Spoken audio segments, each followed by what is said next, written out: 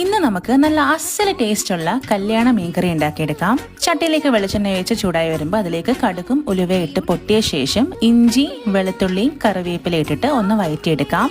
ഓവറായിട്ട് ഫ്രൈ ഒന്നും ആവണ്ട, ജസ്റ്റ് ഒന്ന് ലൈറ്റ് ആയിട്ട് കളർ മാറിയാൽ മതി. തീ ഏറ്റവും കുറച്ചിട്ട് അല്ലെങ്കിൽ സ്റ്റവ് ഓഫ് ചെയ്ത ശേഷം മഞ്ഞൾപ്പൊടിയും മുളക് പൊടിയും ചേർത്തിട്ട് നന്നായിട്ട് മിക്സ് ചെയ്ത് പച്ചമുളകൊക്കെ ഒന്ന് മാറ്റിയെടുക്കാം.